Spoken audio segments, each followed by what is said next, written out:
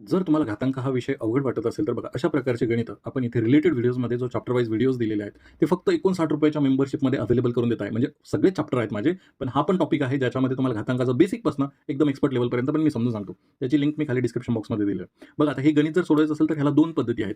मग आता 2 पद्धती कोणत्या आहेत ते सोडवण्याच्या आधी बेसिक समजून घेऊ. 0.04 ह्याला मी कसं लिहू शकतो, तर 4/100. 0.04ला मी लिहिलं 4/100. आता जो घातांक होता -1.5 जशाला तसा लिहिला. आता घातांकाचा नियम काय म्हणतो, की जर मी वजाचं चिन्ह लावलंय, तर या संख्या उलट्या लिहायच्या. उलट्या म्हणजे खालची संख्या वरती, वरची संख्या खाली. मग 100 मी वरती लिहिला आणि 4 खालच्या साईडला लिहिले. मग आता हा जो वजाचा घात होता, तो प्लस होतो फक्त 1.5. मग आता ह्याला 100ला 4ने भाग दिला, तर 25 चोक 100. इथे किती आला? 1.5. इथपर्यंत सगळी प्रोसेस कॉमन आहे. आता इथून पुढे तुम्ही 2 पद्धती वापरू शकता. बघा पहिली पद्धत काय?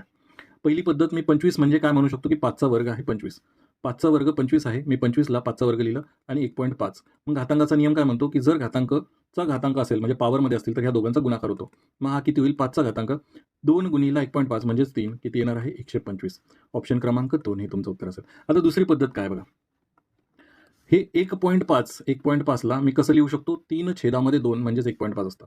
मग 25चा घातांक 3/2 जर 2 असेल, तर बघा काय होतं, की पहिले तुम्ही एकतर 25चा तिसरा घात घ्या किंवा वर्गमूळ घ्या. हे छेदामध्ये 2 आहे याचा अर्थ वर्गमूळ आहे.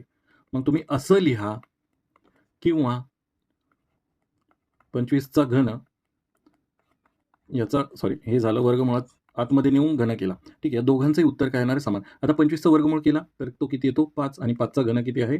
125. सेम तसंच वर्गमुळात जर 25चा घन केला तर हे कसं येतं बघा. 25 गुणिला 25 गुणिला 25. ठीक आहे. मग हे वर्गमुळातून काढलं तर 5 गुणिला 5 गुणिला 5 म्हणजे शेवटी उत्तर काय येणार? 125. तर तुमचे काही डाऊट असतील तर तुम्ही ह्या टेलिग्राम ग्रुपवरती बिनधास्त पाठवा. ही आपली 59ची मंथली मेंबरशिप आहे. धन्यवाद.